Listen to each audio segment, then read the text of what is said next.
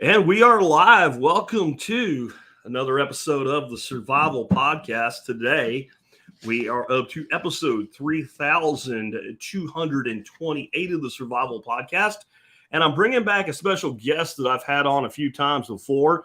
I've always enjoyed my conversations with him. He's a deeply intellectual individual with a lot to say about natural systems, permaculture, and today herbalism as well. We're going to talk about Comfrey, natural medicine.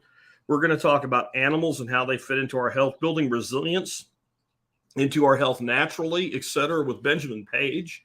I'll have him on in just a moment. Before I do, I want to give proper respect to our two sponsors of the day. Sponsor of the day number one today is John Pugliano with the Wealth Steading Podcast. And there he is right there. You see John, if you look on that picture, if you're on the video, you look at the picture up to the right side of your screen. That looks like your typical wealth podcaster, someone that's teaching you about wealth. You see the guy in the middle, though, with the headset on? Same dude.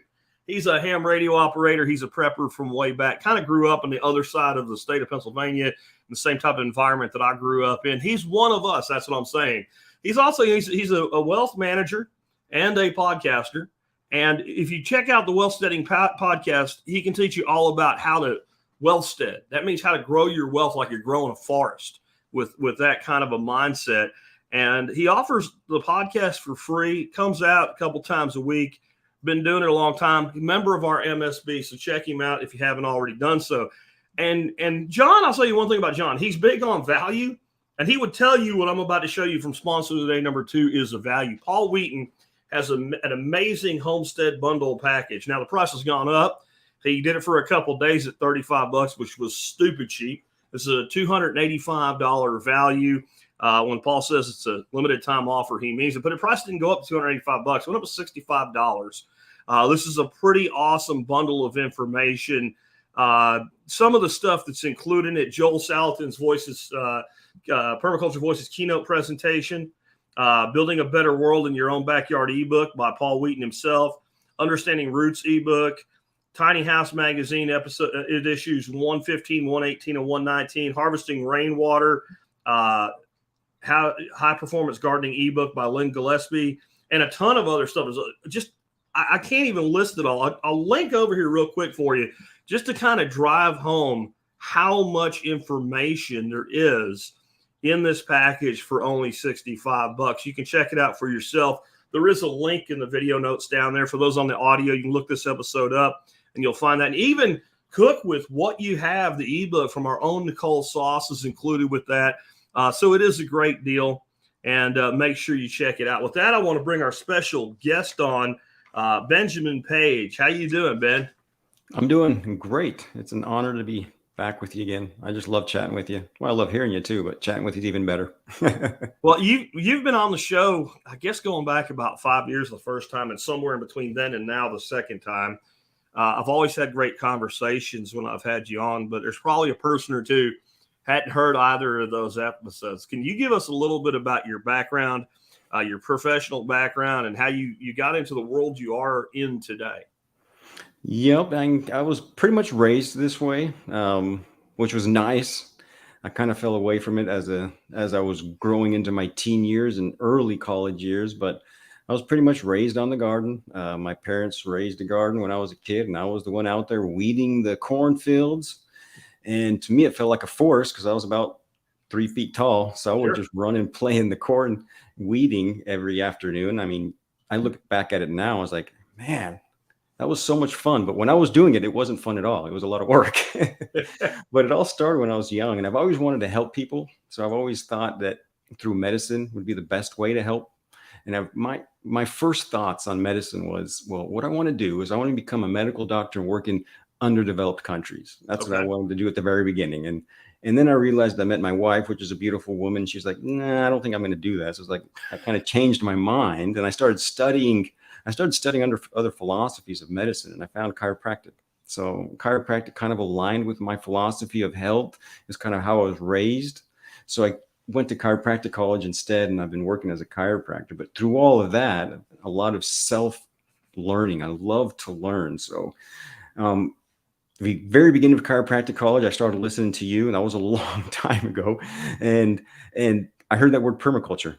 I Yeah. heard that word permaculture, and that just opened up a whole new world to me. And since then, I've been growing my food, and I've been not only growing my food, but growing less food now, because now I've studied human nutrition. I found out that the true human nutrition, that what we thrive is actually animal fat and animal meat. So I grow less and less, and I consume more and more animal fat and animal meats as I continue to grow and evolve in who I am and what I learn as a human being. But I did find one plant that we're going to talk about today, and you've talked about it on various times. We'll probably talk about that too. There is one plant that has helped me heal on various occasions. And it was a plant that I used, and I imagine you used at the very beginning because it was through permaculture. I used it just to fertilize my garden beds. Sure. I had no idea it had all these medicinal properties in it until actually I started using it as a medicinal plant, and that's comfrey. And we'll probably talk about comfrey and all sorts of other things today. But that's kind of how I got to where I am today, and what we're going to kind of talk about today really quickly. It is something that I can consider to be like a miracle plant. I want to dig into it next, but I want to kind of comment on what you said there at the beginning with, initially seeking probably an MD was probably in your head of what you were going to do, and then turning to chiropractic. And I found chiropractic to be extremely beneficial, but I found, if this will make sense, I found chiropractors to be more beneficial than just chiropractic. Because basically you have a person that's concerned with healing and you take away the prescription pad, right? And then the drug rep that offers you a trip to Honolulu to play golf while you're learning in a seminar doesn't show up. So then you want to heal people, and you're not indoctrinated into this belief that every single problem a human being can have can be cured with a pill or an injection. So you have to find another alternative. And I've like a huge portion of our customers for duck eggs have come to us from chiropractors simply because they recommend, that you get off soy is a huge piece of it in them. And they have people with egg sensitivities. And I think there's a belief that basically you can have like a chicken egg sensitivity and not a duck. And I think that's possible. But I think generally speaking, it's that there's no soy in our eggs. So there's no isoflavins. And so we've gotten a tremendous amount of very health concerned individuals as customers on our small farm through chiropractic. And I have a chiropractor that I work with named Dr. Stephen Lewis out in Tyler, more for general health and adjustment. And I think that a lot of folks that end up taking that path, it probably saves you from being indoctrinated. And I don't hate MDs. I love MDs. I got 2 of them on my expert council. I don't hate drugs. Drugs have saved lives. I hate the application of a drug to everything that looks like a problem. That's exactly how I believe. I believe modern medicine, it's for emergencies and crises and no other thing. So if you're in an emergency or if you're in a crisis, please go to the hospital and get help. But like I say, all emergencies and crises are very short-lived. So if you're on any type of medication, make sure you have a plan with your doctor to get off that as soon as possible. Because it's just a toxic drug over in the long term, and it doesn't help you at all. It just makes things worse. But if you do need it for a crisis or for an emergency, for sure. And what you were saying about chiropractors, I wish it was more chiropractors that did this and actually studied things out and truly helped their patients heal. I mean, chiropractic can help and does help, but what's more important than anything is you maintaining natural end range of motion in your joints. So if you have natural end range of motion in your joints heal themselves. And as you heal yourself, just pain fades away. So there's many things you can do. And I recommend many other exercises. I guess I could talk about them real quick, but there's some things that you can do that you can help maintain end range of motion. And that's how you keep your joints young and healthy. And if your joints are young and healthy, you don't have to worry about pain and discomfort. I mean, it's a great way to I guess we can say, decrease unnecessary pain. Yeah. Yeah. And it's interesting. I think a lot of health problems that we have, I'd say this is changing, unfortunately, because of diet.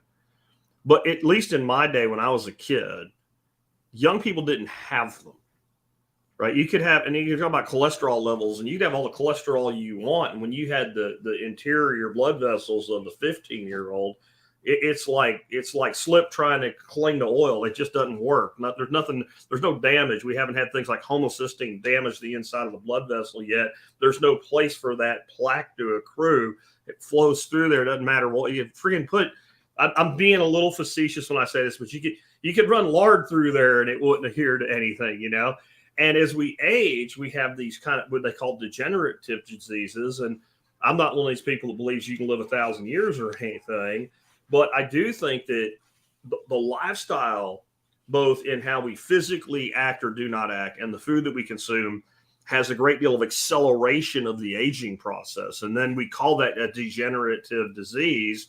And I guess that's, if you know the meaning of those two words, it's pretty accurate, but it's not how it's sold to people.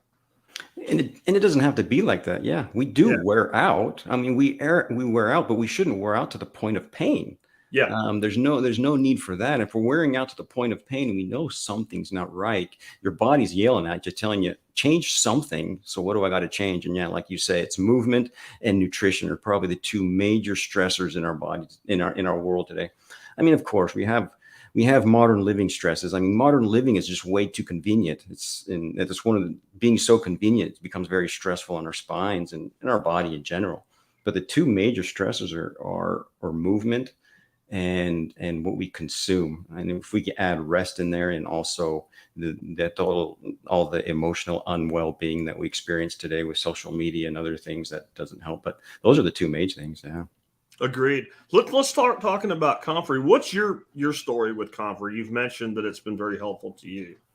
Yeah, Comfrey, like I said at the very beginning, it's something that I've used to fertilize my garden beds since I can remember, since my first personal garden in Las Vegas. So when I was in chiropractic college and I was just learning about permaculture, I knew the plant, but I didn't have any. And these were just in Iowa. My first gardens were just basically planter box gardens because I was a student and I had nothing to go from. So I would just go find wood that was thrown out and I'd build boxes and plant my first garden. And that's how I planted my first garden. But in Las Vegas, where I went right after chiropractic college, my sister had an acre, and she let me use a fourth of an acre to try and make a paradise in the desert like Jeff Lawton did. Of course, it didn't turn out like Jeff Lawton's paradise.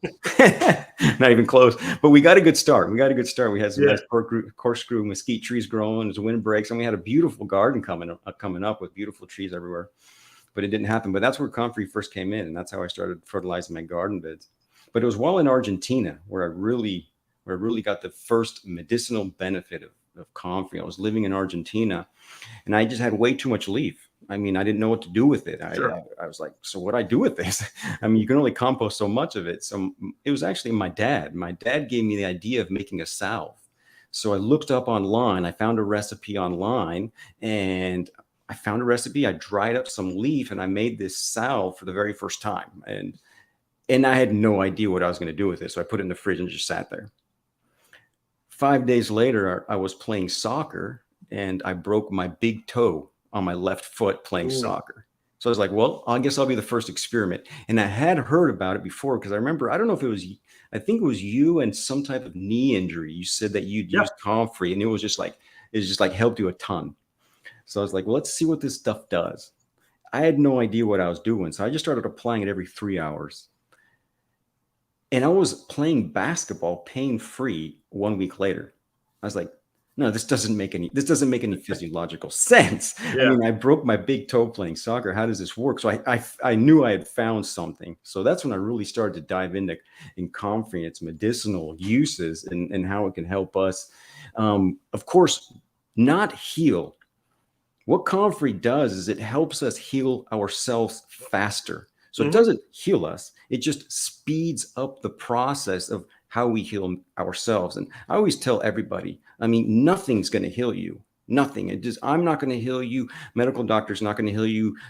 Medication, surgery, none of that stuff heals you. What heals you is you. You heal you, and that's it.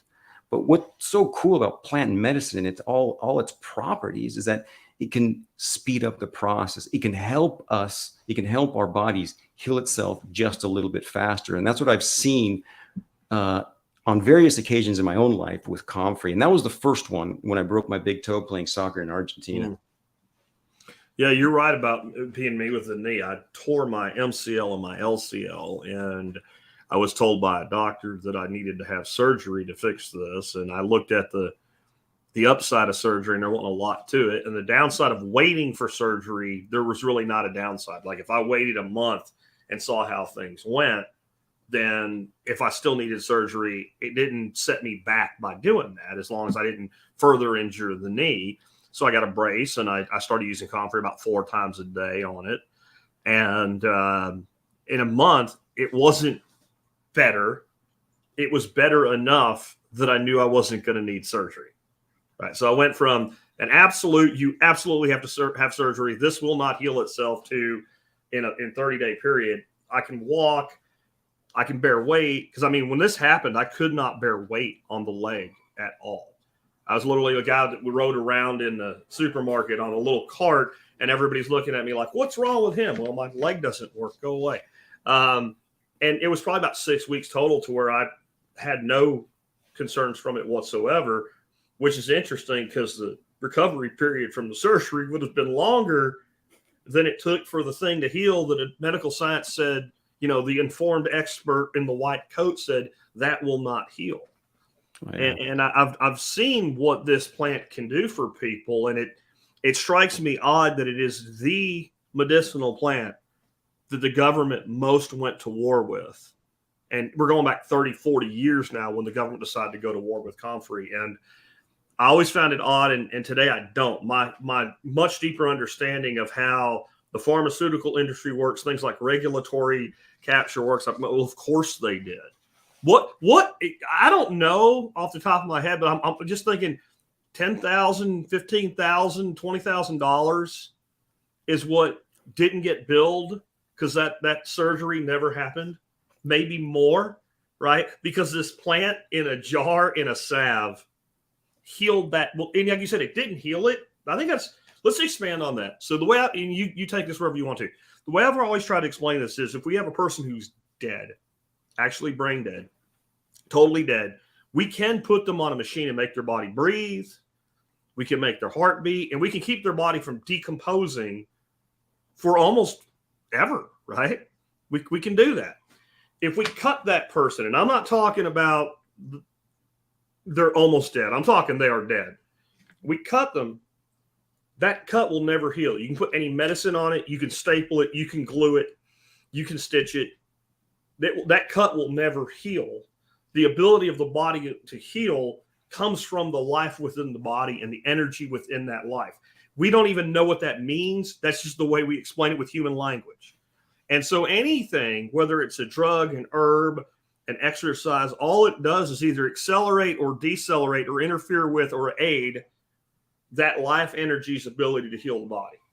Oh, yeah, you said it beautifully. I mean, you said that's exactly how it is. I mean, we heal ourselves, and there are certain things that'll help us heal ourselves faster. And then, of course, the majority of people are suffering because they're living lifestyles that are not congruent to who they are as human beings. So they suffer unnecessarily because our body has to adapt to that. That's all our body does. Our body is either healing or it's adapting to the environments we put it into. And if that environment is not healthy, it adapts to a point to keep us alive, which will eventually cause suffering. And usually suffering is some type of physical symptom, usually is pain. So that's all our body does. It never does anything not intelligent. Our body is always doing things intelligent. Even if it's a painful reaction, it's intelligent to keep us alive at that moment. And that's the thing. People forget about that. People forget about that beautiful power that we have inside of us to heal ourselves. I mean, if you look at the two cells that came together and formed this figure of who we are, I mean, that's incredible. We still have that exact same power inside of us to heal. And if we truly want to heal, that's what we have to tap into ourselves, and we have to heal ourselves. And Comfrey is just something to speed up that process. And that's what it does. And it's beautiful to see how it sped up the process in my body. And now I've seen hundreds and hundreds of people see the results of how Comfrey can help speed up what the body already knows and wants to do. And before we go on, I always try to give credit where I get things from. The whole spiel about cutting the dead body and waiting for it to heal comes from Dr. Andrew Weil in one of his books. He's got wrote 8 Weeks to Optimum Health. I read almost everything he wrote. It wasn't that, but it was some other book. But I just want when you use something that comes from somebody, if you remember, I always try to credit the source. Can you talk a little bit about how comfrey was used in history? Because it has almost as long as humanity has recorded what it's done, comfrey's been used by human society. Oh yeah, since Greeks, the Greek physicians wrote about comfrey, and they wrote about the roots, and they wrote about the leaves, and they wrote about everything that it has helped people with. But of course, it's always been its primary cause, at least external cause, has been to unite tissue. Mm-hmm. And that's what it's been used for, to unite tissue, to bring tissue and help remodel tissue for the external use. There's a lot of other uses for it externally, but that's what its primary use was. We can look back in history. So in Roman times, so the chariot races, those injuries, I mean, I don't know if anyone's seen Ben-Hur, but there was some pretty nasty injuries in that. And I imagine just in real life, that's how they were. The people get stomped. They used comfrey. That's what they used for those people that got injured in those chariot races. Every war since Alexander the Great up until World War I, what was the primary plant that they used? It was comfrey. Comfrey was used to heal almost all things in almost all wars. Native Americans, they also used comfrey. It was a sacred plant to them. And like you were saying at the very beginning, it's like, and all of a sudden 40 years ago, there's a couple studies out of 2 studies out of Australia, 1 study out of Japan showing that somehow it might cause some type of problem. And now people just, we better not use it, at least internally. You better not use it internally, but it's also internally, it's been used since the beginning. It's been used as a tea since the beginning of medicine. And like I say, it's been used in almost every war. Every medic's used it up until World War I. And of course, we know World War II was when antibiotics came into the play. So they just stopped using it because they had antibiotics, I mean, if you have your leg cut off, it's a good idea to use antibiotics. I mean, lots of major trauma in war. We're talking major trauma. So antibiotics helped quite a bit, but they use antibiotics nowadays for pretty much anything. And there's so much other better ways to treat those things than antibiotics. So we don't need it. It's overused nowadays. Of course, during wartime, and it's a great way to help decrease mortality for sure.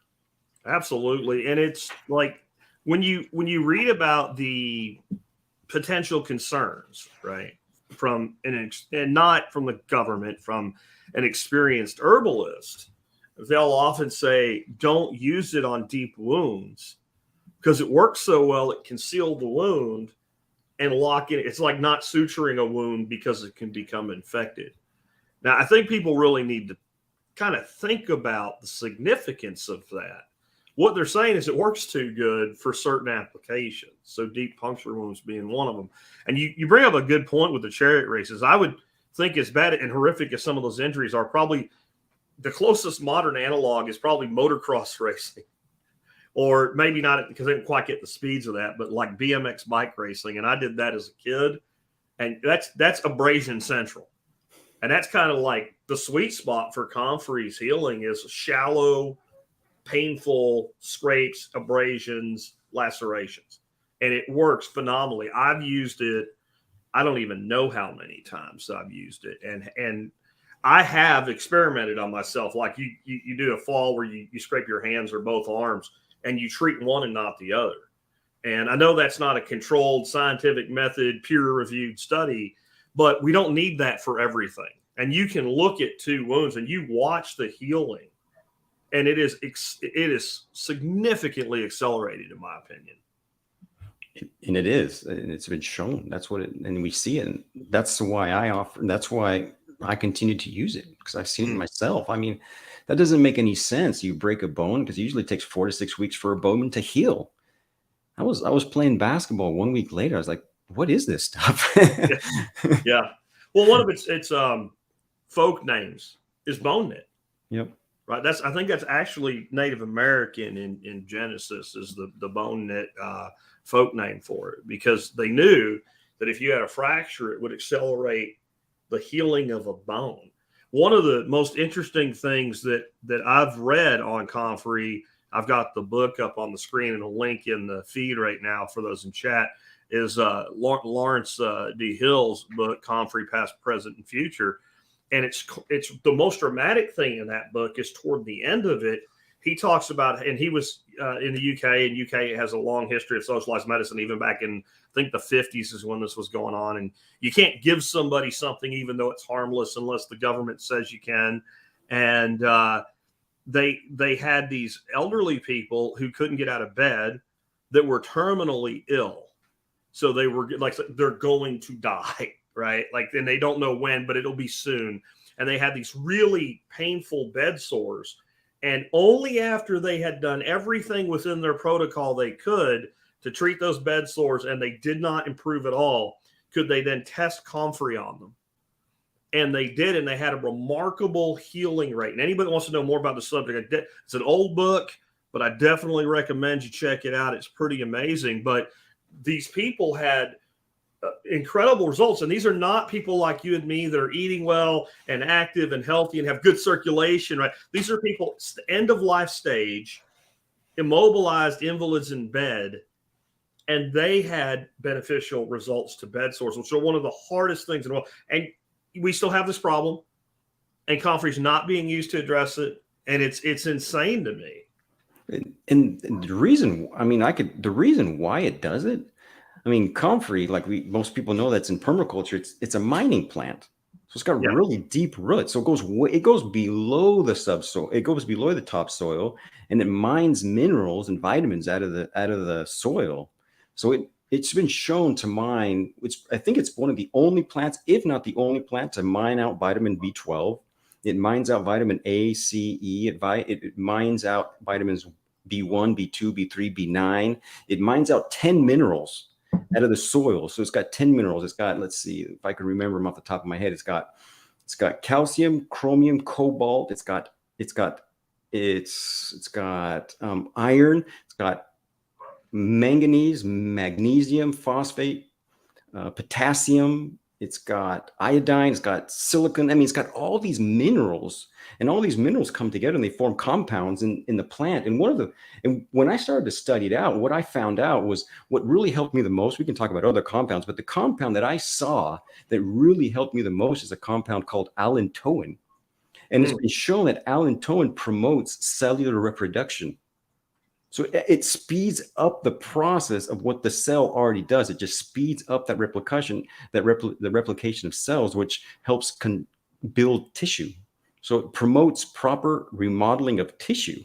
So as you build tissue, you heal. And as you heal, pain just fades away. And that's what happens most times. Most people never fully heal, because most people will start to feel relief, or the pain will go away, and then they just go back to their normal activities of daily living without being fully healed, and they re-injure themselves. So what Comfrey does is it helps remodel and rebuild that tissue faster, so you have longer lasting relief too, because you actually have the ability to fully heal, because you're applying something that's just speeding up the process with this allantoin. It's also got choline and rosmarinic acid that also have properties that help in the reconstruction and the defense, not with inflammation. So it doesn't have as much damaged cells, because it decreases what inflammation actually does. Inflammation is very important. It's the very important part of healing, but it can take out more of the good cells than it needs to. So what rosmarinic acid does is kind of decreases that, so we don't have as much cell damage as the inflammation comes in, and it's kind of like the garbage truck, kind of takes out all the dirty and all the broken tissue, so the cells can come in and rebuild the proper tissue. And then it's been shown that choline also helps with nerve endings and blood vessels. Yeah. So, and that's how we rebuild. And that's how we build, with nerve endings, blood vessels, and then just building the tissue in itself. And you got a combination of 3 compounds that work together that help build your tissue and help you heal you faster. It's beautiful. It's beautiful. Agreed. I'm going to give you a thing to talk, and I'm going to disappear for a second. You carry us. I'll be right back. I've got a dog issue, and I'm alone at home today. Live podcasting, folks. So anyway, medical sciences use of what you just said, even if they accept it, then is, well, let's isolate that compound and let's put it into a drug, preferably patented, and then let's sell it. And even if they do that, and even if it wasn't super expensive or whatever, even if it was in an over-the-counter, the problem to me is then we have lost all the things that go with it. If we were in the world of cannabis, full spectrum versus isolate, right? And I think that's a huge problem. And I think there's there's reasons for it, but I'm more concerned with what you think about the issue with that approach than why it's done. Great. Oh yeah. Yeah, I could definitely talk about that and let you go and take care of your dogs. But yeah, because it's all about synergy. So in life, 1 + 1 does not equal 2. 1 + 1 equals 5, 6, 7 sometimes. So if you get a combination of these things, what it does is it causes effects on other systems that causes the healing to increase, and you get better faster. So it's a synergy of all these compounds combined that truly make it. That's how we work as humans too. If you tell me this hurts, I can't say it's that. I mean, it's a combination of some, many, maybe even thousands of things throughout your life and throughout your history. I mean, it's just not one little teeny thing.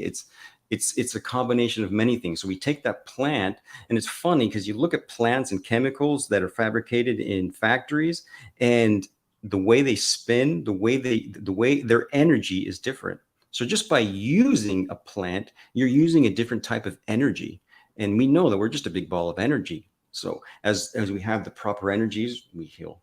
I mean, so it's many things, but it's incredible the importance and the potency of the plant in its totality, and never just taking out one compound. And that's what they also do on the other side. So they take out one portion of the plant that they think is bad, and then they inject that into a rat and say, look, this one thing from this plant caused that in a rat. So now we don't use it anymore because it might cause that in human beings, because we have 4 cases of maybe potential poison and liver failure, but we're not for sure it's just that, because they live a lifestyle that's not that healthy in the first place. But that's what it is. Well, it's 8 million capsules of, Comfrey, or with the study, there's 2 primary studies that were used as justification to ban the internal use of Comfrey. And one of them that I dug deeply into, the rats were fed a concentrate, and it was literally over a 90-day period by weight for an average human being, 180-pound male, to consume the same amount of Comfrey this poor rat or group of rats were given, 60,000 leaves of Comfrey over 90 days. Now, I've used Comfrey internally. I can't officially recommend it because now I'm recommending something that's banned by the state. I can say that I've used it, right?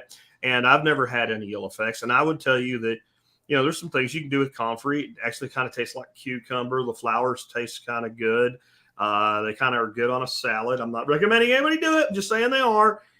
I can't think of a freaking world that I would have to be starving to the point of I ate the leather off my chair and got nothing else before I'd eat 60,000 leaves of Comfrey. I don't know that if I was only eating Comfrey, if I could eat 60,000 leaves of Comfrey in 90 days. I don't think it's humanly possible. And it's to the point of ridiculousness.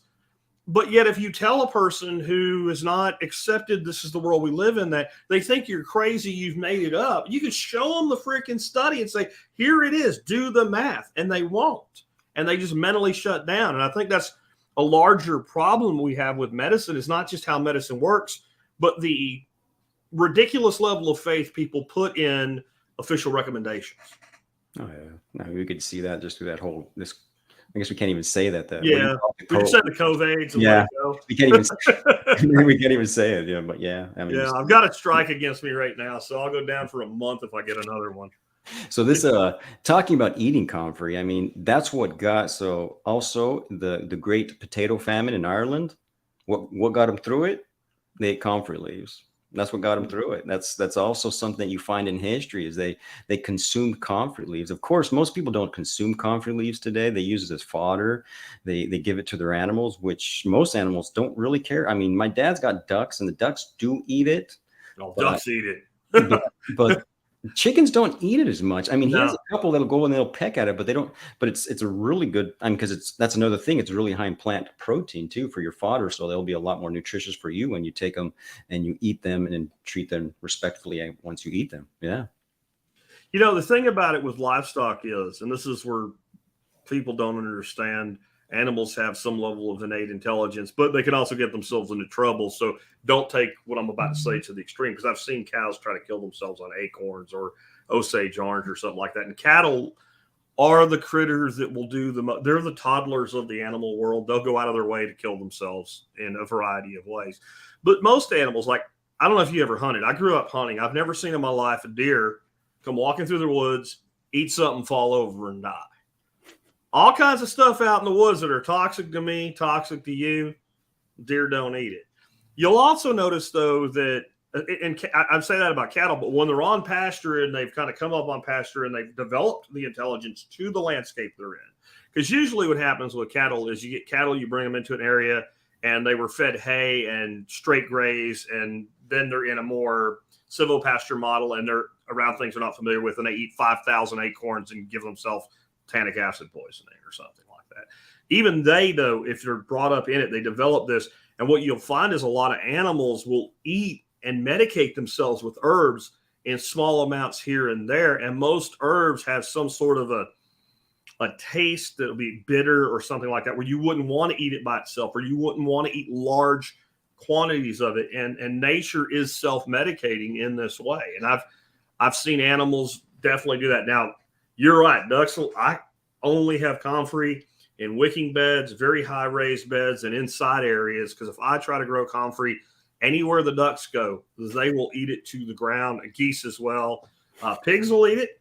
That was one of the things in Lawrence's book. He talks about how that, yes, you can feed a pig too much comfrey, but you have to do something in the range of 40% of the total diet before you start having problems. And at that point, you can actually cause death. But I think you could probably cause death in most things by giving them enough of anything.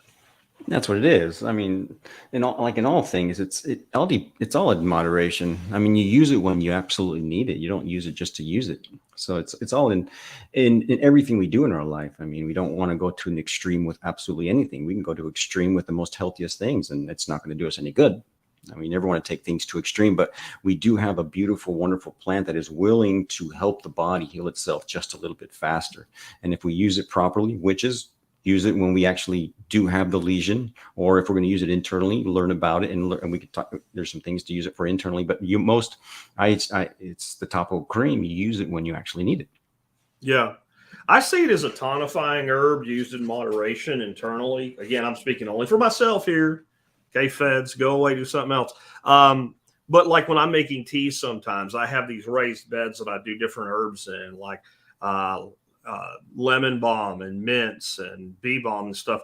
And when I'll a couple of this, couple of that, and I'll throw a half a leaf of comfrey in there. And if it's going to kill me, it should have done that a long time ago.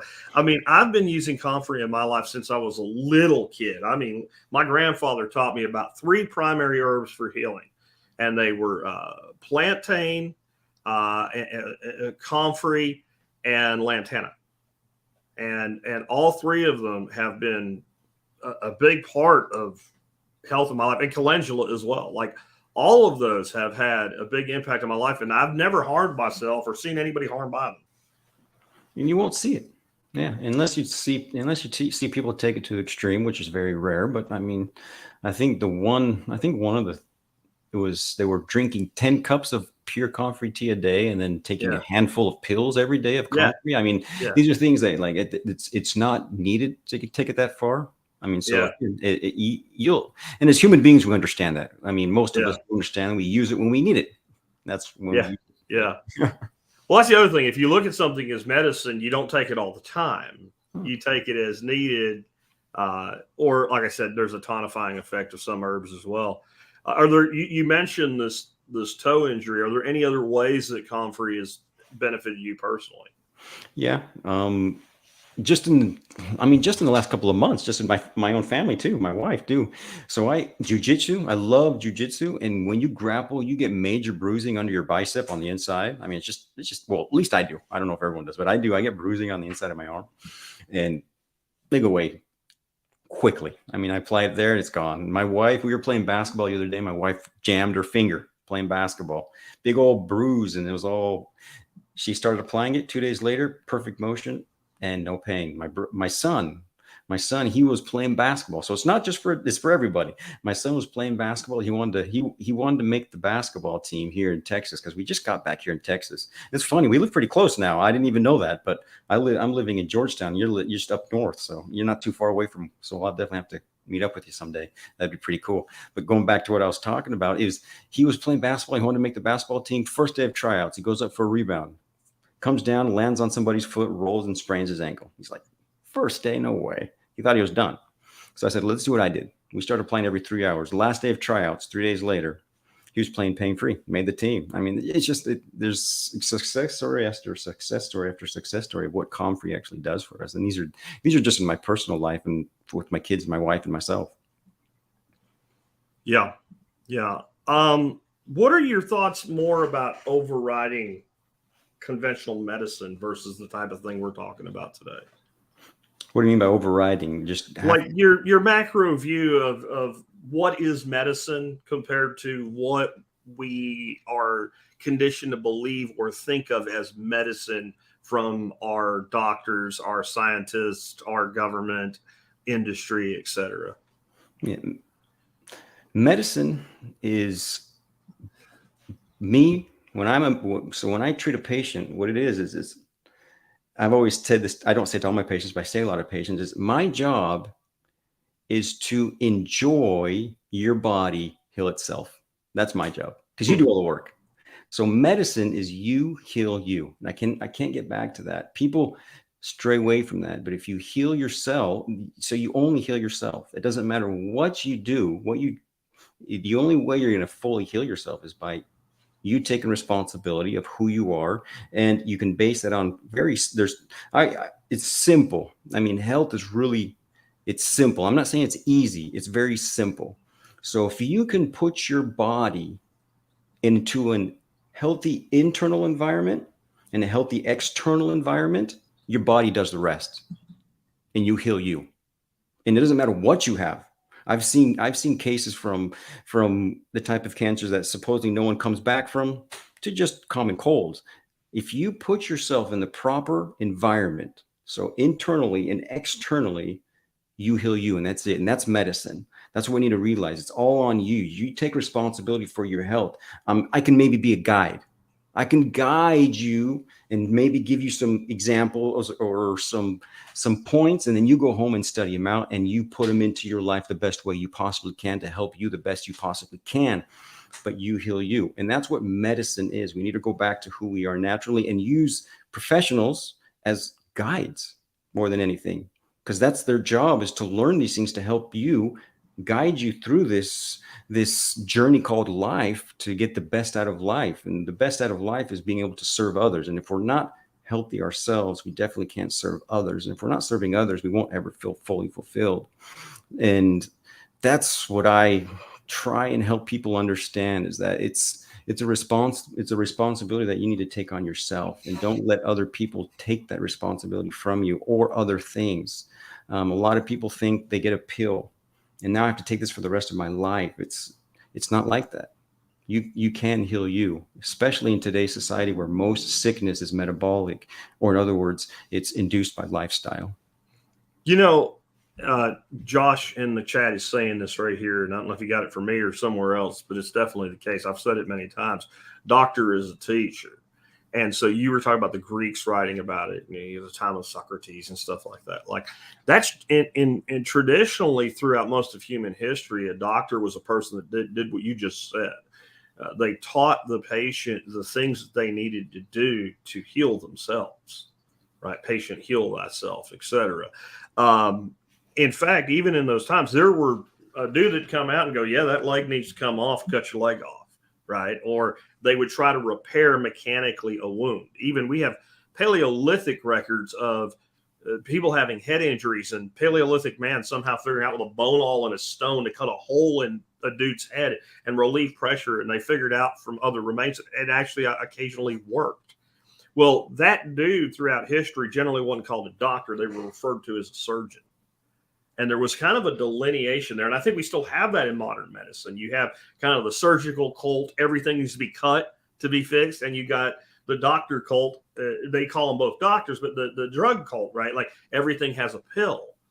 where to me, medicine is an overriding idea that the body has a healing capability, and that the role of a medical professional should be and guide the patient through that process as much as possible. And like we've both said today already, for those that think maybe we're going to go off in the la la land, if I have a yield sign in my spleen, I would like a surgeon now, a modern surgeon, not the one in the cave with the rock and the bone all, to take the yield sign of my spleen. If I'm having an aortic aneurysm, if you can get to me before I die, I want a cardiac thoracic surgeon to take my chest apart and fix it, because that's what it's going to take to fix that particular injury. And I do think there's physical defects that people are born with that sometimes manifest themselves and sometimes don't. You have a person, and that might be a lot to do with lifestyle too. Two people have a predisposition to have an aortic aneurysm.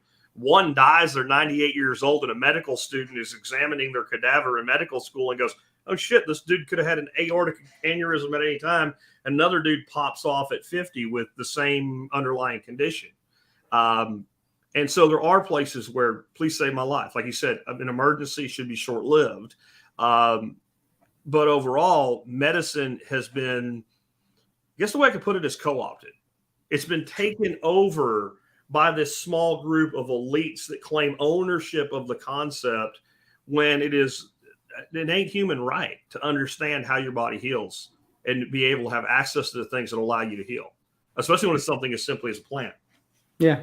And yeah, you're completely right. I mean, the more I study about it, that's exactly what's happened. I mean, we can look back into history. We can see the infamous Flexner report, which changed pretty much medicine from one day to the next. Suddenly, tons of medical schools were closed because they're like, no, I'm not going to do that. And what was left was the schools that were willing to teach pharmacy. And you couldn't use the word energy. Yeah. Right. There was a perfectly acceptable word to use in medicine one day, and the next day, anything that approached medicine from an energetic viewpoint. And I'm not talking Reiki and healing with your hand. I'm just, the acknowledgement that the body is an energetic system was basically banned from the medical profession. It probably wasn't a day; it was more like a couple weeks. that total, nail fell, because it's the pattern, right? Private industry wants to control a thing, so they run the thing through government on the auspices of protecting the public. And then the government uses the authority to do the bidding of the oligarchy on the other side of it. And that's exactly what the Flexner report and the Rockefellers did. Yep. So a few people made a lot of money, causing a lot of harm. And the first thing we do as medical professionals is swear to do no harm. And that's something that's a larger medical discussion, but we have a lot of things being done today to prolong life that are not prolonging life and doing harm. I think people have this weird notion that doctors take a Hippocratic Oath like the president signing it, swearing into the to the office or something. I don't know that it works that way. I think it's kind of an implied thing or something. I don't know that they ever actually swear the Hippocratic Oath. If I'm wrong about that, somebody correct me, but I've never seen a swearing in ceremony for MDs. That's actually funny that you asked me that question, because I'm trying to think back to chiropractic college, and I think that we actually did that. I don't know if we did. Okay. I don't know if we actually put our arm up to the square. Yeah. I remember reading the Hippocratic Oath. I remember reading that as a class together, and we pretty much swore to it, but I don't remember actually swearing to the square or anything like that. But I think we did. If there's any MDs listening to us right now and I got this wrong, let me know. I would think that I would have seen some evidence of it or something. Maybe y'all do. I don't know. All I can think of is an episode of a TV show where somebody said something about I have a nurse's oath or something, and it was a joke. Let's turn the corner a little bit, though, as we get toward an hour here. You also had in your notes that you submitted the concepts of animals and how animal systems and animals fit into human health. Yeah. I mean, and this has also evolved over time. I mean, I used to be, of course, that's what we do as humans. We continue to evolve and learn and change and become better and try to become the best we can, and then take that knowledge and hopefully better our own lives and maybe help other people make better decisions themselves. Of course, they're going to make their own decisions when they make their own decisions. But I've learned over time, and I think I did talk about it just a little bit at the very beginning, that I found the importance of animals in human nutrition. This was a process too, and it was a process of studying, and not science, but humans. I started to study what humans were like back just 100 years ago, 200 years ago, and then maybe 1,000 years ago. But then I just started studying humans today. And what I saw in certain humans, and when I say study, I'm not going on to I learned from them.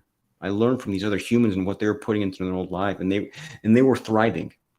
They were thriving physically against all odds. Everyone was telling them there's just no way you're going to be able to do this or that or this. You're going to die. I mean, against all odds, but they were thriving. So the more I looked into it, I found out that humans thrive on animal fat and animal meats and animal organs and anything that the animal has to offer us. Of course, the more locally raised, the more properly raised the animal, the more healthy we will be. But in its totality, animal fat and animal meats and organs and what they provide is how we thrive as human beings. So the more we eat what helps us thrive, the faster we heal.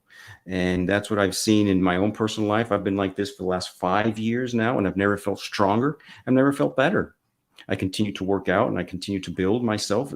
I'm getting to the age where I need to do that to make sure I maintain everything as best as I can. But I can see is progression over 5 years, not regression. And most people, as they grow older, they start to feel like, well, I can't move as much. I'm not quite as strong. I can't do certain things. And I feel just a little bit more pain, but that's natural because I'm growing older. Oh, it doesn't have to be like that. And if we decide to change what we eat, which again, this is my opinion through what I've seen throughout history, but I believe it's the way to eat is base your diet on animal fats and animal meats and organs, anything they have to offer us, and then very few fruits and vegetables in season, and you will see yourself thriving. I think there's something also to animals within systems creating the mineral recycling and remineralizing of soil, the plants that we do use, whether they're medicinal or whether they're food plants. So what I mean by that is that it is the animal that processes the plant through, especially ruminants, through their digestive system and redeposits it to the soil. And without those animals in that system, you can have the same plant life, and you'll never fully remineralize soils. And we also can then take the places we've truly degenerated, and we can supplemental feed free choice minerals to these ruminants, and that will accelerate the remineralization of soil. And like you said, then we take plants like Comfrey, which is probably the best known and maybe the best of the dynamic accumulators, but there's every plant accumulates something and then recycles it into the system. And so to me, those two systems work together. The more research that I've done on anthropology, though, and paleoanthropology, the more I find that, one, mankind primarily relied on animal protein for the majority of its existence. And two, when it did move to agriculture, no matter how well it worked, sooner or later there were problems, even long ago when it was ancient varieties or whatever people come up with.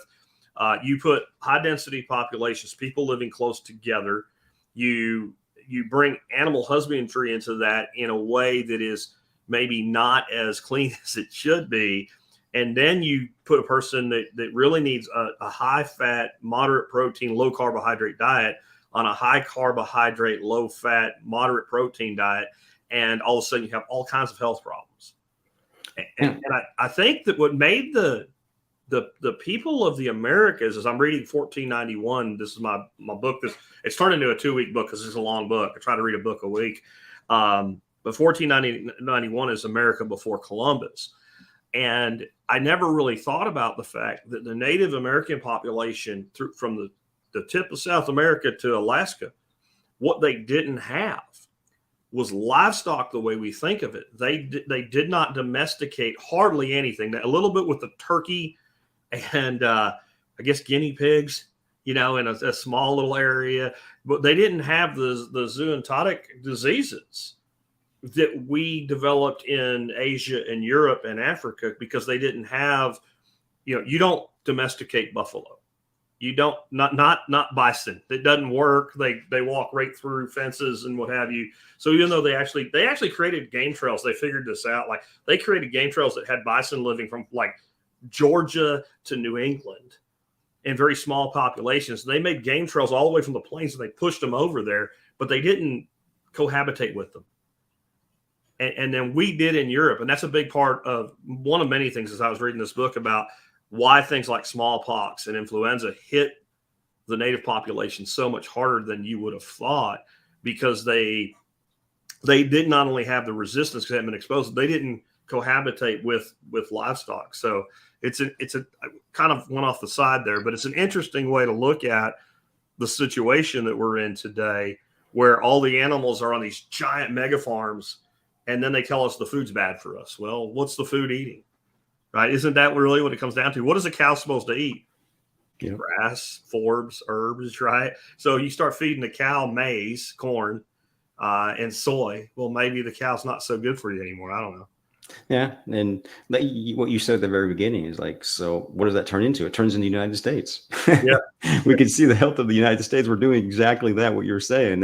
We can see what's happening in the United States. It's unfortunate, but this is my kids' generation is going to be the very first generation, I think in 7 or 8 generations, that their estimated life will be lower than my generation. Yeah. I mean, that it's the first time like 6 or 7 or 8 generations where that's actually happened. So we are to the point where we're so sick that further generations have a life expectancy that's shorter than mine. Very unfortunate. We can see that one of the main problems is how we eat. But it is also a lack of motion. It's a lack of rest. It's a lack of internal proper dialogue. I mean, there's some other things to it. And like I just say, health is really simple.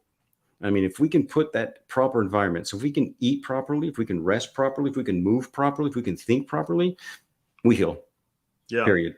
We heal. And that's just how we are made. That's how we are made as human beings. And as soon as we do that, and then same thing with animals. As soon as you take animals out of their natural habitat, what happens? They become sick. Yeah. And if you find an obese animal, it's eating our garbage or we're feeding it. Right. And I mean obese for the species. So somebody will say an elephant's obese. It's not obese for an elephant. It's exactly what an elephant's supposed to be. And so when we have an obesity problem, we have a diet problem. And it's not a quantity problem. Go back even 100 years, let alone 1,000 years. You see a bunch of Paleo Indians sitting around about 9,000 years ago after they killed a bison. And the guy goes, well, trim the fat and give me a portion the size of my palm. And go get these vegetables that don't exist yet, and I'm going to balance my plate. Like, this is ridiculous that we have convinced people that this is how they need to moderate their diet in order to have a healthy weight. There's not an animal on planet Earth that has a regulated diet other than it's regulated by what it naturally eats in nature and what it can obtain. And people would say, well, that's the thing, right? It can't overeat because it can't get it. You go watch. I'll tell you what. When a lion pride kills a wildebeest or a buffalo or something like that, and they all eat it, if they wanted another one, they'll go get another one. There is no shortage of food. They have an unlimited supply, and yet they remain healthy. And then you get people that just want to believe the narrative. So they say, well, they're running around all the time. No, they're not.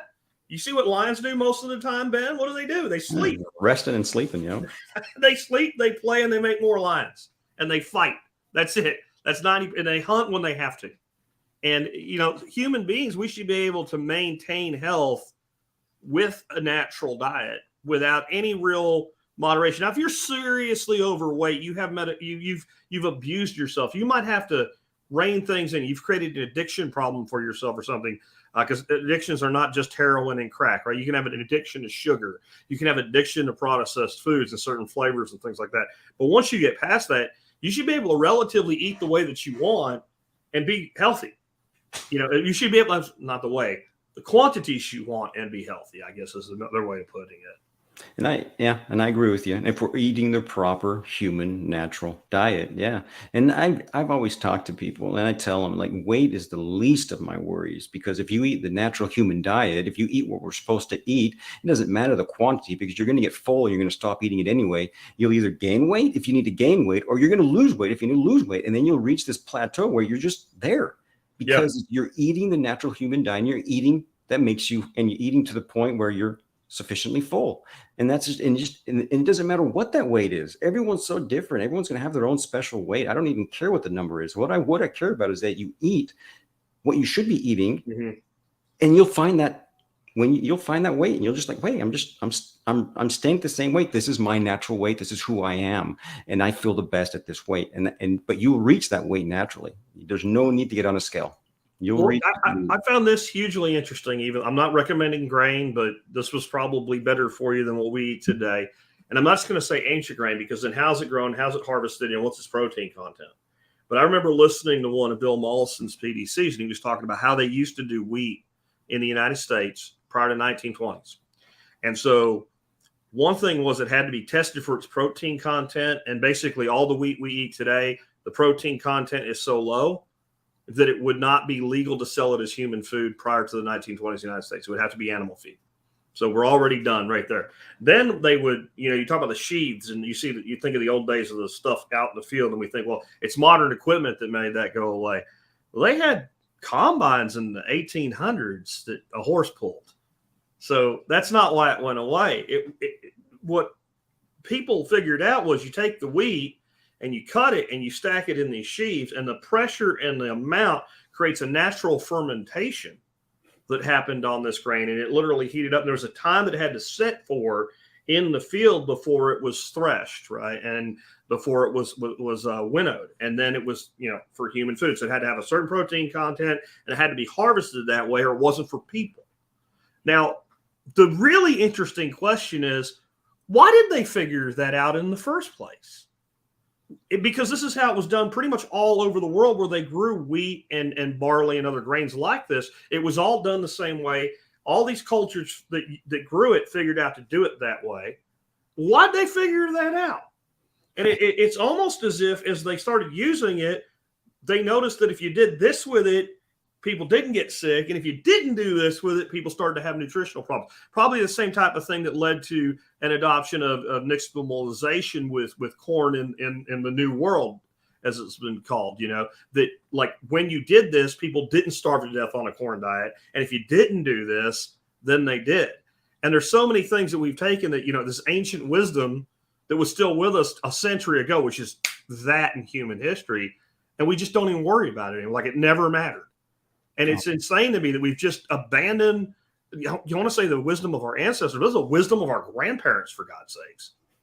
I look back one generation. Yeah, I look at my grandparents and I wish I told my grandpa so many times, write a book. I want that book. He's like, nah, you'll learn it. It just takes time. I'm still learning. You'll learn. Yeah. I learn every year. Every time I put something in, I'm learning something new. You'll learn it. But that's what it is. That it's that wisdom that has been lost, and not only in food production, but in medicine too.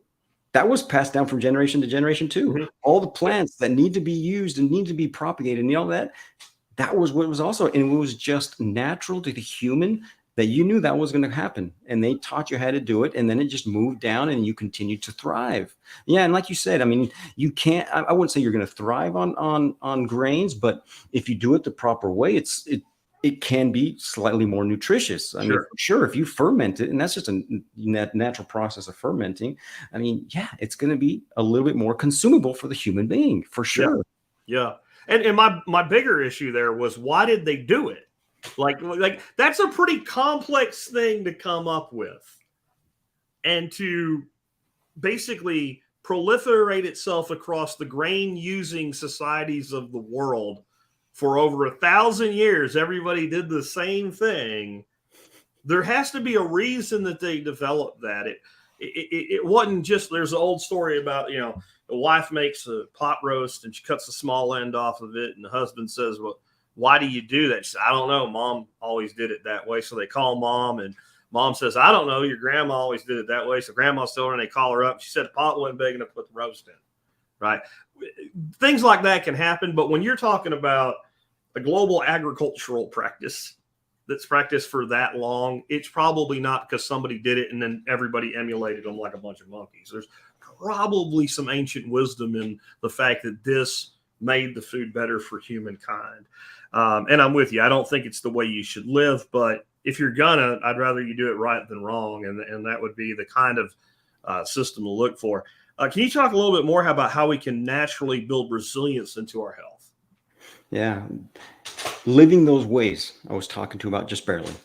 So like I say, health is very simple. But if you want to be resilient, if you want to have the health where you're able to fight everything off, and not just the little things, but the big things too, those big traumatic problems. I mean, even the emotional traumatic problems. If you want to be able to fight those off and live another day and healthy, you need to focus on those 5 things. You need to focus on your rest.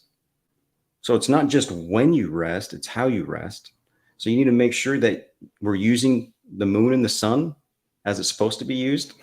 So when the sun goes down, it's time to rest. It goes down for a reason. And when it comes back up, we're supposed to work. So if we're resting properly, that's going to cause our hormones to balance. And with hormones that are balanced, that makes us a lot more healthy. So resting properly, that's going to make it more resilient. Eating the proper natural human diet, that's going to help you. What is that? I personally believe it's eating animal fats, animal meats, and everything that the animal has to offer you. And then if you like fruits and vegetables, enjoy them. Pretty much everything else, just get rid of it. Just don't consume it. Just don't do it. There's no need for it. And then the whole mental internal dialogue, I've always gone back to Miguel Ruiz. I love his work because it's so simple. I'm trying to simplify as much as we can to make life simple for everyone else. I mean, everyone tries to complicate everything. So if you have that internal conflict, there's 4 things you can do. It's not easy, but there's 4 things you can focus on. If you focus on just making sure that everything you say to yourself and to all those around you is flawless, if you can just don't take things personally, don't assume and have expectations on others, just yourself, and then just do the best you can, over time, you'll become very resilient mentally. And once you have that mental resiliency, you can pretty much take on anything. And then, of course, movement. We just don't move enough. We're sedentary. And when I say move, because I'll be talking with patients and I'll be like, hey, I do move. I'm up and I'm always, but do you move at end range of motion? Do you take those joints all the way to the very end where they don't move anymore or to point of pain? Do you do that often? It's like, oh, no. So if we want healthy joints, we have to take them to end range of motion. And I recommend everybody to start to do this every day. And the reason I do is because I do it personally. I'm not going to tell you to do something I don't do. What you do is you take your spine and you take it to right rotation, left rotation, right and left, lateral flexion. You want extension. You want to take it to that point where it just won't move anymore. And you want to do that repetitively. You want to do that often. So I try to do it every day, 20 reps every day in all end ranges of motion to keep that active end range of motion. So my joints stay nice, mobile, and fluid. And then of course I lift as heavy as I possibly can. And I become as flexible as I possibly can. Because if I'm flexible and strong, injury and pain is pretty much non-existent. So try to become as flexible and as strong as you possibly can. There's many ways to do that. And I always say, I mean, for at least males, it's different for females, but if you're a male, try to deadlift 2 times your weight and split. That should be your end goal. You want to do front and side splits, and you're never too old to do it. You're never too old to do it. You can do it. And then try to double your weight in a deadlift. I mean, of course, but there's many ways. And I'm just saying that's something to look forward to. And if you can make yourself that strong and that flexible, injury and pain is pretty much going to go away. But if you can live your life in that type of a manner, and of course, consistently over time, you'll be resilient and you'll be able to fight off anything. Yeah.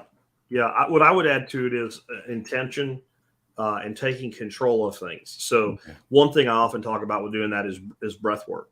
And if you're going to lift, you're probably going to do that anyway. It's proper lifting technique is going to have breath work within it. And I'm not talking about shamanic breath work to where you put yourself in a trance. I'm just talking about the fact that we breathe in and out involuntarily is what keeps us alive. But the simple act of monitoring your breathing 2 or 3 times a day in a short meditative state so that you're taking control of something that otherwise is unnecessary, that then trains the mind to think that way. Because most people live their life completely out of control, going a little crazy into dream theory and stuff here. Like if you have dreams of shit like you're in the back seat of a car and you're supposed to be driving, something like that, or you're in a car and you hit the brakes and they don't work, things like that. That's an indicator that in your mind you don't believe that you're in control of your life. And then there's 1,000 variants of that type of dream. And I think that's a tremendous number of Americans today, because they don't go through something called power process anymore. They feel out of control. And so by feeling that you have control of your life, another thing, like medicine can be beyond the direct physical and can go into the mental state, obviously, as well. So one of the reasons people are so easily manipulated and don't recognize patterns of control by society is since they don't control their thoughts are weak. So even what they try to control, they don't get a great result from. So that's why they spend all that time in that circle of concern versus a circle of control. If you actually felt like you had control, then your natural disposition would be to stick to the things that actually matter instead of being led around by the things that don't.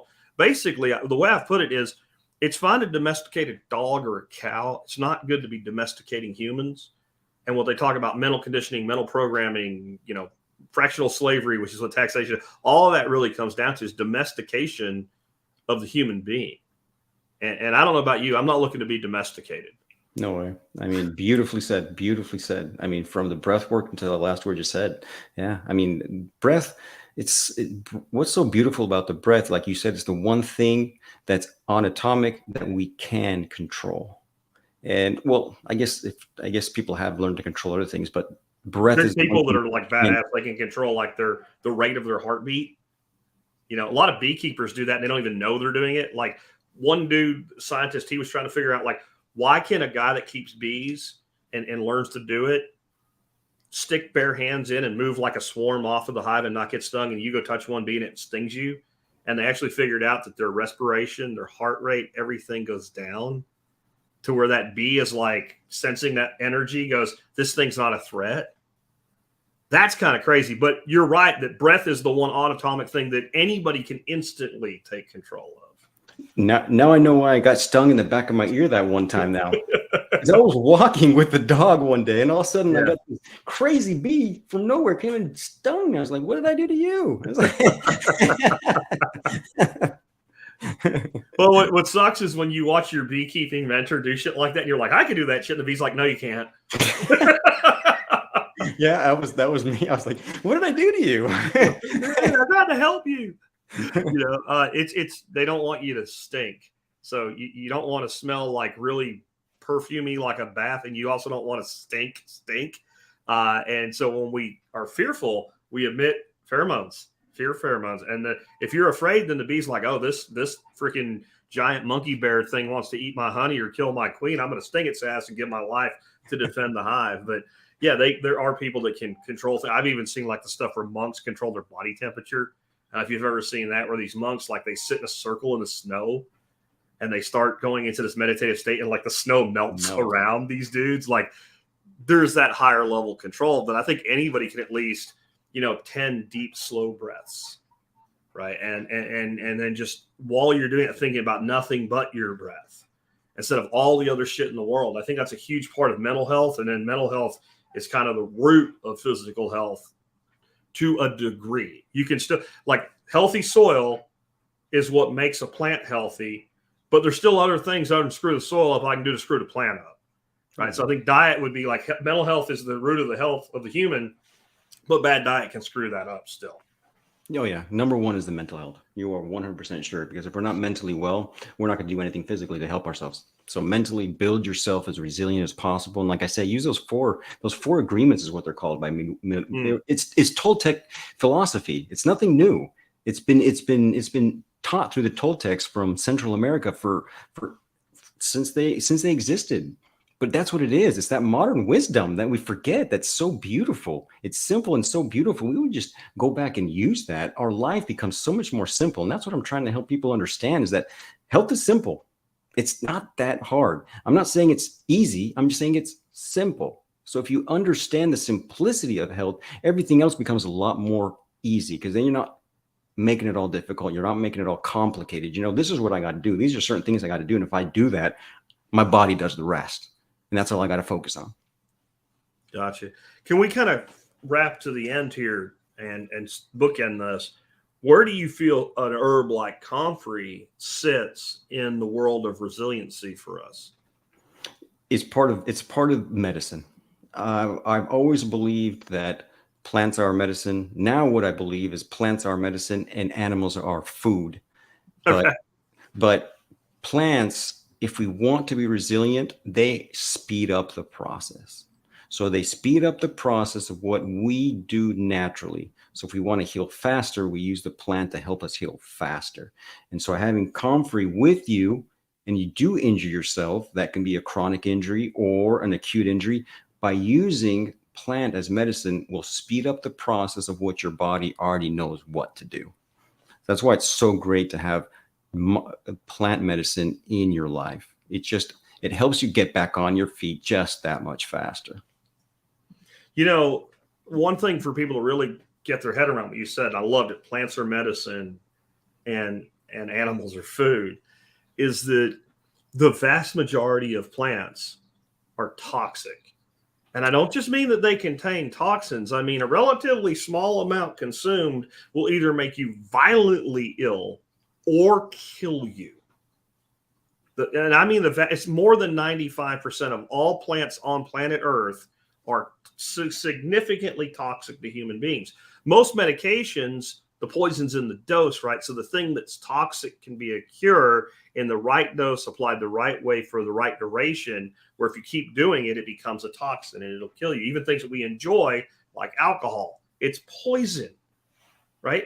I love a good Kentucky bourbon, I really do, but it's poison, and it needs, if you're going to use it for recreation, it needs to be in moderation, and you're probably better off not even doing that. I'm not willing to give it up, but I'll concede that. But most plants are toxic. There is very few animals that are toxic to consume. Very few. And the most toxic would be things like poison dart frogs, right? And we all know the story of poison dart frog. These Indians, and they rub their arrow or their dart on the dart frog, and they put it in a blowgun, and they shoot this giant howler monkey, and it falls out of the tree dead. Funny thing about those little critters, bring them here and keep them in an aquarium, they're not poisonous. I didn't know this until my friend David, who keeps them, clued me into this. They don't even know what it is. It's something environmental where they live. And they're either eating, they're not amphibian, they're not really an herbivore, so they're probably not eating a plant. They're eating something that eats a plant. And it's creating the toxin in their skin. So even some of the animals we think of as being toxic, cane toads, you eat a cane toad whole, yeah, it'll kill your ass. You skin a cane toad and get rid of those excretions, they eat them. It's a thing, right? So if you just looked at it purely from a standpoint of what can we naturally eat without killing ourselves, animals win by the number. I like mushrooms. I don't know about you. I love mushrooms. They're delicious. Most mushrooms will kill you. What does that tell you when something has developed a biochemical means by which to kill you if you consume it? Maybe you shouldn't be eating it. I don't know. Sounds pretty logical to me. And it's so beautiful because nature's beautiful. Nature knows everything. So, I mean, if you take the whole thing and just bring it all to one, it's like nature teaches us what we need to do. Just follow nature's example. So Joe's bringing up foxglove here. This is a perfect example of a plant, digitalis, foxglove. It actually is a really great way to treat congestive heart failure. And if you take too much of it, it'll kill you. Well, I remember, this is definitely from Andrew Weil. I remember reading in his book about how when he was a young medical intern, he read in the drug directory, whatever, the PDR, right, that there were these 3 symptoms of overdose to digitalis. And the first one was mild, stomach problems and things like this.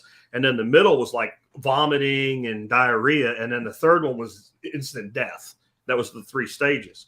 And he realized he had never seen an overdose that wasn't instant death or mild. There was no middle. And none of the doctors, all doctors said, it's just the way it is. And he kept asking because he was curious. He found this one old-ass doctor that was old enough to remember, making up digitalis before there was a drug. And he said, well, the way we used to do it is we'd give a little bit, and we'd give a little bit, and we'd give a little bit more. until we got the therapeutic dose that we wanted. And we would watch the response. And if they got sick, we would back it off, even if we didn't get the therapeutic dose. And sometimes you'd give a person a little too much and they'd puke or vomit or have diarrhea or what have you. But the second that they isolated it and made it into a pill, if you take an overdose, then you're dead. And there's just so much in that. There's so much to learn from that. I think we've covered a lot today, though. I want to answer some questions, but first I want to give you an opportunity to talk about the Comfrey Sev that you sell and let people know about your podcast, your website, all that stuff. You want to go ahead and do that before we answer some questions? Yeah. So I started selling the salve in Argentina, and Comfrey in Spanish is Consuelda. So I just kept the name. That's the brand. The brand's name is Consuelda, and the Comfrey salve was the first product that I started selling online about 4 months ago, because we got back to the United States about 8 months ago. So we haven't been here for that long. So I get everything up and running and everything like that. Of course, it's Comfrey that's either grown by me or my dad. I mean, it's all homegrown Comfrey, and then I just make the salve using 2 other very simple ingredients that makes it a salve. It's also like I said, I really want everything to be ecological friendly as possible. So even the container's compostable. Everything's compostable. You use it and compost it. And it's a salve that, that's it right there. It's on my website, benpagedc.com is where you can get that. Like I say, it's a great way to heal you faster. You can find other things on my webpage. If you want to get in contact with me, the fastest way is usually through Instagram, even though I'm not even on Instagram that much, but I'm going to try and work it more into it. But on all the alternative, I guess it's not even alternative social media, but the like MeWe and stuff like that, I'm getting on that too. So I'm on that also. And I really want to work more there, because that's where I think we should be. But and then float too. But yeah, that's my website, BenPageDC. I'm on Instagram at BenPageDC, so you can get in contact with me if you would like to chat more. My podcast is the Wellness Farmer Podcast, but I'm actually at the moment of changing the name because I haven't farmed for a long time. So I'm going to change the name of my podcast, where I talk about this. I talk about health and other ways we can become resilient and as healthy as possible. But I'm thinking about changing the name. I don't know yet, but I'm thinking maybe change the name to You Heal You, because that is what my philosophy of health has been for so many years, that I think that would be a great name. Maybe you guys can let me know. What do you think? You pick the name you want, but as a web marketer from way back when people used to use Yahoo and MSN search, I've been doing this since Lycos was a search engine. Do not make a new feed. Do not change your domain, change the name in the feed. Do not take it down and create a new podcast. You'll lose every bit of everything that you've built off it. Change the artwork, change the name, leave the feed the hell where it is, or you will be like, I just started over. Yes, you did. You didn't have to, right? New people will appreciate the new name. Old people roll with the punches. I hate seeing someone do that. So that's my little pro tip. Entrepreneur podcaster to podcaster, and I'll have links to all your stuff. I've already got it done in the show notes, so including your social media like your Instagram, and you're on Float and other platforms as well. That's all there already.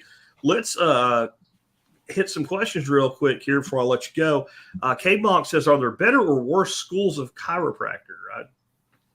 Nope, no, they're pretty much all the same. I went to Palmer College of Chiropractic in Iowa. I mean, that's supposedly the mother. What is it called now? I think it's the first chiropractic college. Okay. And that's the one I went to, but I've been told they're pretty much all the same, just really expensive. Really expensive. Let's go on. Mitchell says, is it cytokines that Comfrey contains a lot of? I don't think that's no, it's PA. It's PA. Look into it, but when you look into it, realize that the science is, I'm not going to say faulty, but it's biased. It is definitely. I would agree that it is biased, and I think that we should just, you and I, and even people that know way more than us, should acknowledge when we talk about this what's in Comfrey. Here's the things that we know, and there's probably a shit ton of things and interactions and components to why it's a healing plant that we don't know, and we may never know. And our ancestors may have known, but they didn't write it down, or somebody destroyed the information, and we may never regain it. And there is a place for observational medicine in a way, in my opinion. Like, we know the thing works, and we should do all we can to figure out why. But we also just acknowledge that, hey, it works. And I think not doing that is a big part of the problems we had that you were referencing to the term that we will not go deep into with the COVIDs, right? Like, we just ignored observational medicine. All these physicians everywhere said, hey, look at this. My patient got better. Shut up. And we need to not do that anymore. But to tell you the truth, we'll probably never know. I mean, the more I learn about the human being, the more I realize I just do not know anything, and that the human being is just beautiful and wonderful, and it has the capacity to heal itself. Let's just give it what it needs to heal itself. But yeah, the more I learn, the less I know. And I think the other thing we should look at with herbal medicine is, are we helping the body heal, or are we practicing replacement therapy for a pharmaceutical? And there's a place for both, but let's be clear on what we're doing. So if we look at something like, I want to say willow bark, right? White willow bark, and using that instead of aspirin, right? Well, a headache is not a deficiency in white willow bark or a deficiency in aspirin, right? So that's more of an acute thing that we're addressing with something that has anti-inflammatory properties. And there's a place for both.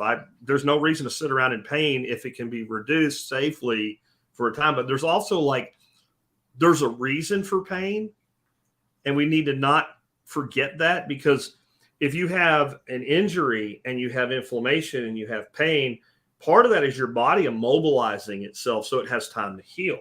So inflammation we generally think of as bad. I think chronic inflammation is terrible. It's the root cause of many modern diseases. But acute temporary inflammation is generally the body saying, hey, dummy, don't do this. So you can take a drug that will eliminate the pain or reduce the pain. Then if you're stupid, and most of us are, you go, I feel better. You go out and you agitate the injury because you didn't take the message that, hey, you need to stop from your body. Or over reduction of fevers is another example. Like, that is a body response saying, hey, let me kill this thing. I'm going to raise the temperature and kill the pathogen. Yeah, we need to realize that everything that the body does is intelligent. It's just adapting to the environment it's put into. It's intelligent. Your body is super intelligent, and everything it does is intelligent. It's doing the proper thing in the environment that you placed it into. Yeah, so, and that, I don't even have people with inflammation. Yeah, ice doesn't. All it is movement.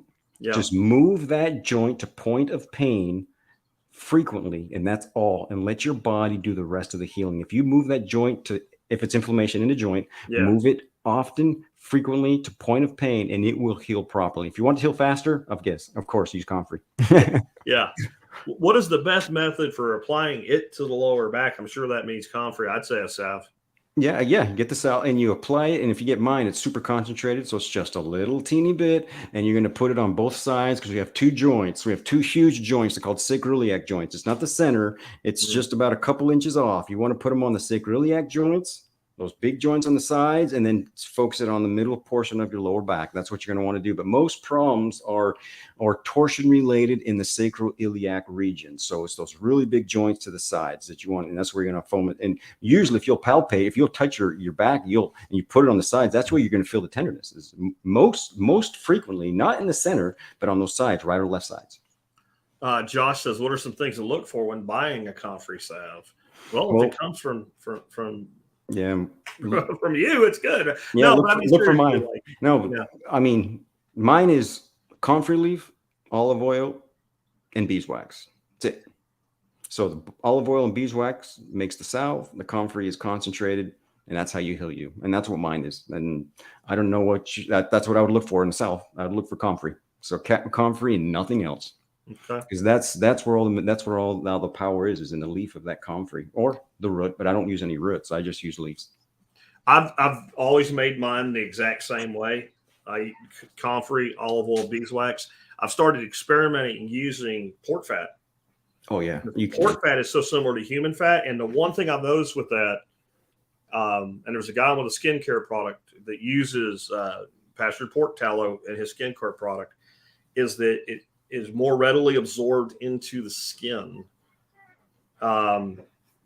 I don't know if it really makes a therapeutic difference because the comfrey definitely gets absorbed. But I have noticed when I've used olive oil based salves, that, an hour later you're still glistening because that olive oil only penetrates the skin so much. But the pork fat, especially leaf fat, tends to really go into the skin. Then you smell like bacon, but there's worse things to smell like. What are okay? We already did that one. Let's see. Is there a carrier which is better? That's kind of the same thing we just answered. What herbal remedy book would you suggest to a newbie? Do you have one? Just a general herbal? No, I do not. It's funny. Let's see. I used to offer. I should have. There's my. You got. Yeah, I recommend Herbal Medicine Maker's Handbook by James Green. If I could have one book, and I'll have that in the show notes for you guys today once the audio goes up. It's on my website. If you go to the survivalpodcast.com and click on herbal, didn't mean to cut you off there, but I look at that book and I look at online e-courses in herbal medicine that people pay $200, $300, $400, $500 for. And I've looked at some of those because I've had people I'll give you my course to sell it for me. And I've yet to see one that'll do for a person any more than that $20 book will.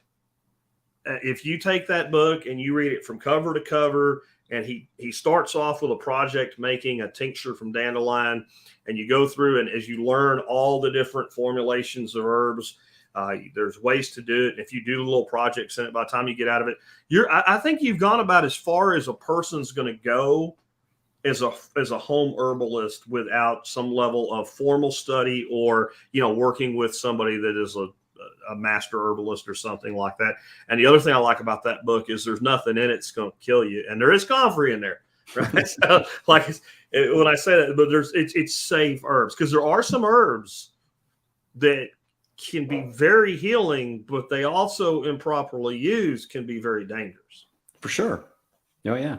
And that's why you need to use it when it needs to be used. Mm-hmm. Yeah. Yeah. And in the amounts that it needs to be used when you get into certain things, like you ain't going to OD on garlic, but there are some other things that you might OD on. This one really ain't a question. It was just when I mentioned lantana, there were people going, it's poisonous, and I thought it would kill you. If you want to know about lantana and dermal regeneration, there's a link right there. I'll include that in the notes today. But that's off NIH. And so this is a well-known, I've actually had, I don't necessarily agree with this, but I had Sam Kaufman on years ago.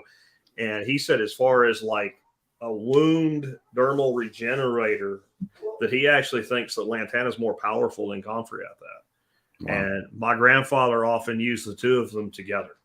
Do with that as you will, but there's probably ways to use lantana that are not safe. So make sure that, just be careful, guys, not just my podcast, but anything when you hear somebody say something that you actually don't just all of a sudden start eating bowls of anything or using it with no discretion, and then understand that different people use different common names.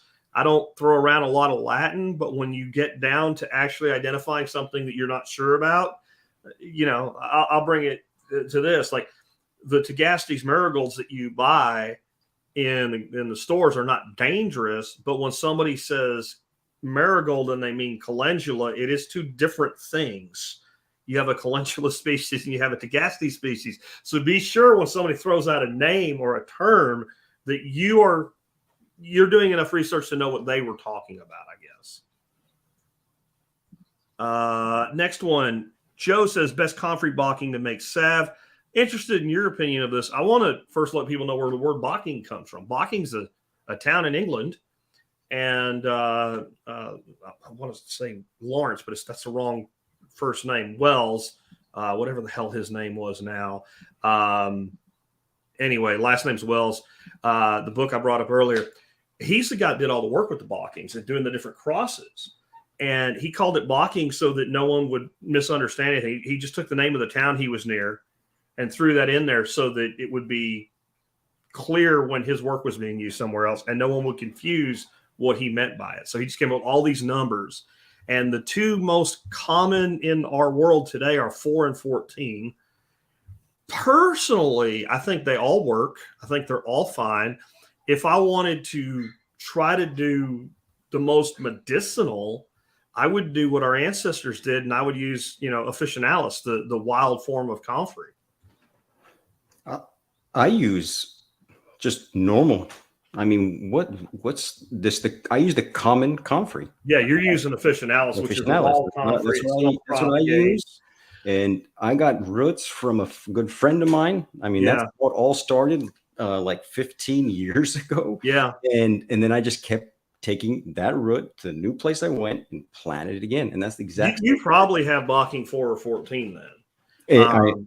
So if it was officinalis, the reason this started was, well, can we make one with more protein, less, like common reasons we make hybrids. But the other reason was that people feared that it would become too weedy. So the officinalis, it will flower, it will go to seed, and not only will the root reproduce, the seed will reproduce, right? So these hybrid varieties, the seed is sterile, so you can clone it to the end of the earth, but it won't take over places, which I think is an over-concerned risk. Yeah. The officinalis is the wild form, and it will reproduce from seed.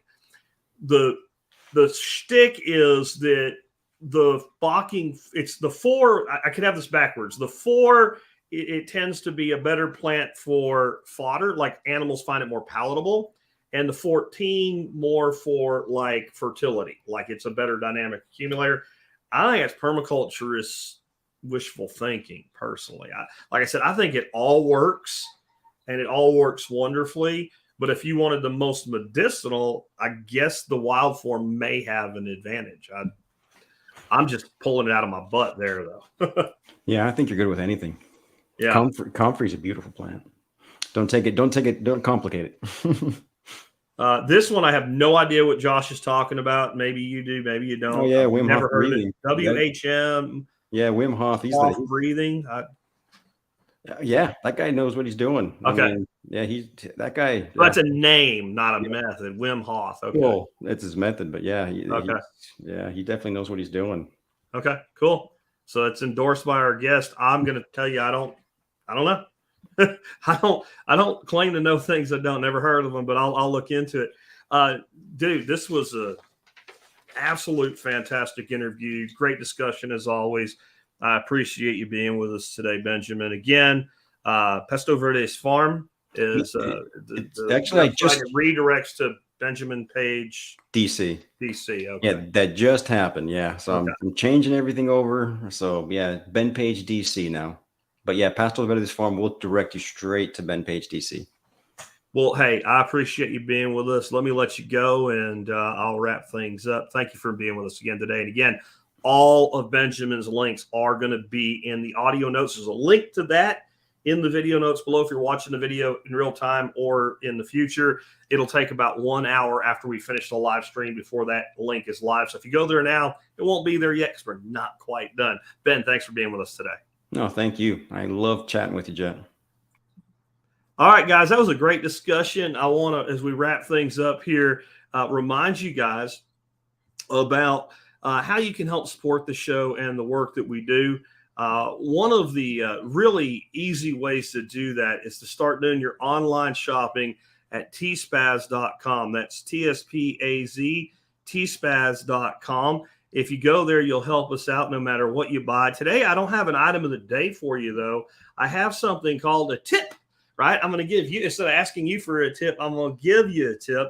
And that is to consider using the Amazon Renewed store when you shop at Amazon. And you can go read my article for more on this. But let me give you the basics of it. People think Renewed is like used and broken and fixed. I want you to go look at the Amazon Renewed store today. You can find a link in the article that I have on the screen for if you're watching the video. And I want you to look at what you'll find there. And you'll find things like a $20, mini food processor, or a $20 crock pot, or you'll find something like a $50 power tool or something like that, or a $50 web camera that would normally sell for $80 new. And I want you to think about if it would make sense that Amazon would have a whole bunch of random people sitting around doing small electronics repair or something. It wouldn't. It wouldn't, and it doesn't, and it's not gonna, and it never did. The Renewed program is basically returns. And the other thing you'll notice in the Renewed stores, it's all top brands, high-end stuff, the things that are going to sell. So for a long time, Amazon just took all of its returns, put them on a great big pallet, sold them sight unseen to people that then flipped them because they can't sell it as new anymore. And over time, they developed enough data and they said, hey, these things do really well put back on Amazon as used. So what we're going to do is we're going to reserve those items and create this Renewed program. And that's how the Amazon Renewed program works. So people think of it this way. Bill buys a drill. Bill uses the drill for a couple weeks. The drill burns up or something, breaks in it.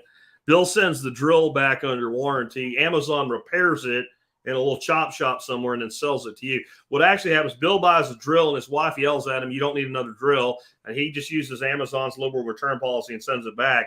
And then Amazon has somebody check it out, put it back in the box and sell it to you on Renewed. So you get a great price. There are some things to look out for like warranties and what have you. Usually 90 days instead of the standard manufacturer warranty because Amazon's doing the warranty, not the manufacturer at that point. But otherwise, it's a really great way to save a lot of money. So check it out. Next up, last week, guys, I made a statement, and we already have shirts for it in the swag shop at TSP Swag.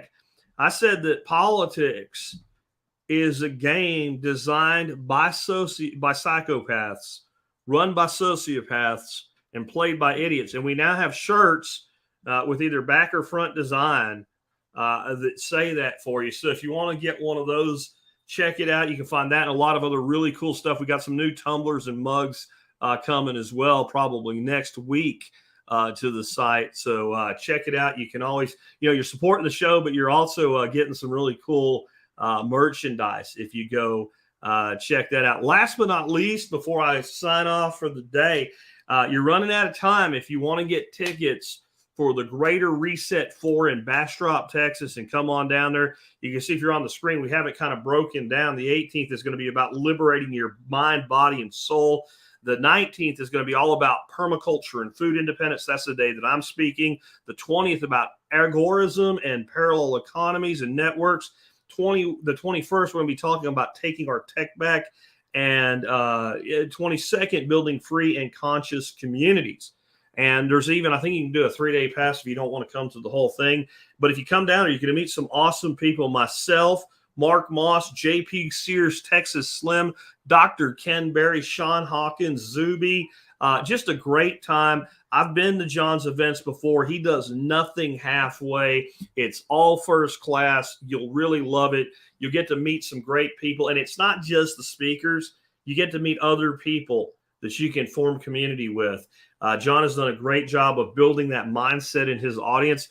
I am honored to get to speak down there. I'd be honored to get to meet you there if I've never met you before, or have a beer with you again if I've done that before with you.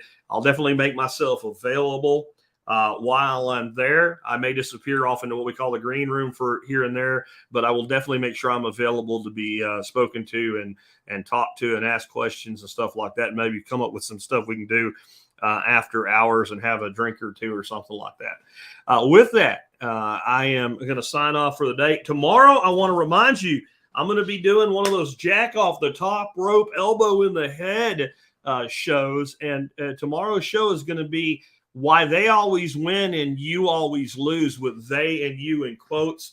I had a really interesting series of discussions on social media recently about this idea that these 87,000 IRS agents are there to make sure that billionaires pay their fair share of taxes. First of all, it'll be 145 agents to the billionaire if you do the math. That permanently assigned if that was their purpose. The IRS goes after low-income people, and the IRS goes after small businesses with turnover about $1 to $6 million.